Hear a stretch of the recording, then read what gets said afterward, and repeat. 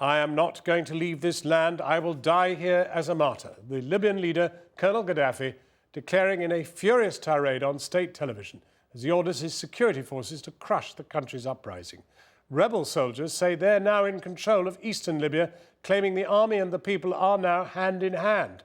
It's left Gaddafi's regime clinging to power with brutal force and condemned around the world for the appalling violence unleashed on the Libyan people. Tonight, the latest on the revolt, on efforts to evacuate stranded Britons, and from on the Libyan border itself, we'll be hearing from Lindsay Hilson. But first, Faisal Islam has this report.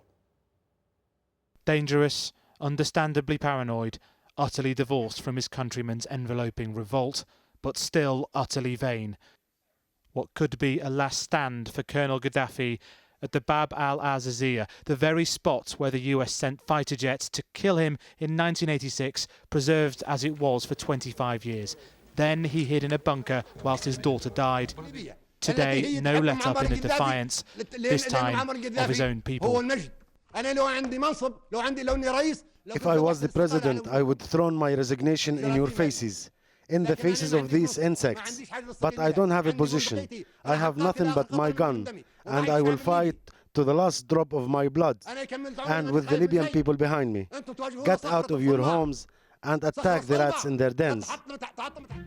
A seemingly massed crowd was greeting him, even kissing pictures of him. The caption says live, except this was clearly pre-recorded, faked.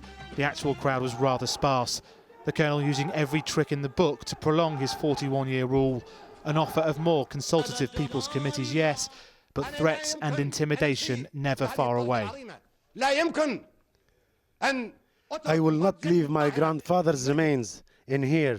I will die with him as a martyr at the end. He rambled incoherently, blaming drug-addled teenagers, Al-Qaeda, foreign imperialists, quoting from the pre-revolutionary legal code, the code that he overturned, listing the crimes that would have commanded the death penalty, such as acting against the military and the constitution, culminating in this sinister threat. It will start from tonight and tomorrow. I didn't order shooting yet. When the order to use force comes, we will be ready. After that, everything will be burnt. So right now, Colonel Gaddafi thinks he's holding back. And this is what that looks like. Foreign militia paid by his regime continue to roam the Libyan capital. Eyewitnesses report that they were French-speaking from Chad and Niger. Here in unverified footage, ambulances too apparently under fire. Footage of bodies consistent with heavy artillery attacks on civilians, too distressing to show. If you go outside, you're going to get shot at. Mercenaries, they shoot to kill. Whatever, anybody moving, anything moving, they will shoot you. They shoot the head, they shoot, you know, the bullet, the color of the bullet. My brother, he describes it, the color of the bullet is red. Eyewitnesses on the ground report the use of Libyan Air Force helicopters and military jets against their own country, his own people. These two jets landed in Malta yesterday, refusing to take part, yet the Libyan Air Force has 10 more of these French-made Mirages.